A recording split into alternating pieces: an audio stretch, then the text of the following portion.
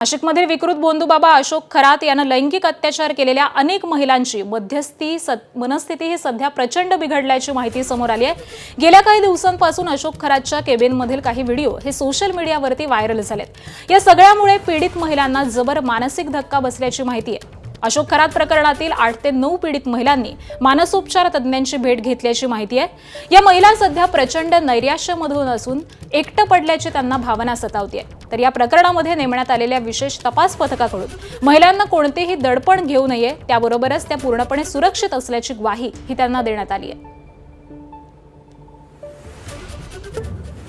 बारामती पोटनिवडणुकीवरून महाविकास आघाडीत दुफळी, शरद पवारांच्या राष्ट्रवादीचा उमेदवार न उतरवण्याचा निर्णय, ठाकरेंची शिवसेनाही सुनेत्रा पवारांना पाठिंबा देणार असल्याची माहिती।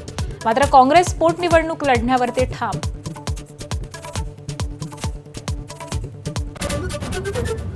राहुरी पोटनिवडणुकीचाही पेच कायम, काँग्रेस निवडणूक लढणार, ठाकरेंची शिवसेनाही उमेदवार देण्याच्या तयारीत। शरद पवारांच्या राष्ट्रवादीकडून प्राजक्त तनपुरे इच्छुक, मात्र भाजप बिनविरोध निवडीसाठी आग्रही।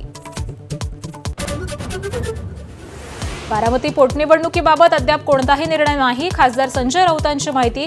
तर सुनेत्रा पवार महायुतीच्या उमेदवार असल्याचंही वक्तव्य केलं।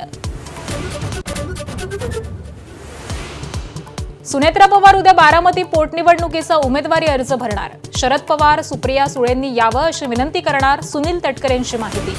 काँग्रेसनं उमेदवार देऊ नये यासाठी मल्लिकार्जुन खरगेंशी चर्चा करणार असल्याचंही वक्तव्य।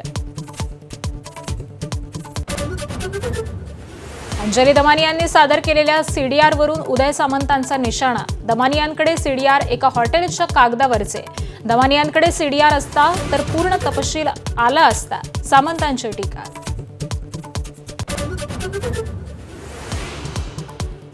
अशोक खरात प्रकरणानंतर अनेक भोंदूंचा पर्दाफाश। रायगडच्या खालापूरमधल्या भोंदू बाबाजांचा महिलांवरती अत्याचार।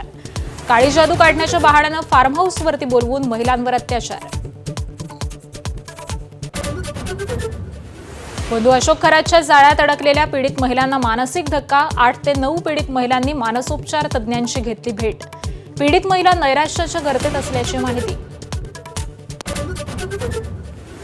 उपमुख्यमंत्री सुनेत्रा पवारांकडून बारामतीतील नुकसानग्रस्त भागाची पाहणी। अवकाळीनं शेतीचं मोठं नुकसान, शेतकऱ्यांनी भावना मांडल्याची सुनेत्रा पवारांची पाहणीनंतर माहिती।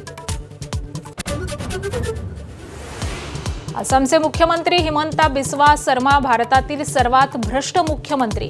प्रचार सभेतून राहुल गांधींचा हल्लाबोल।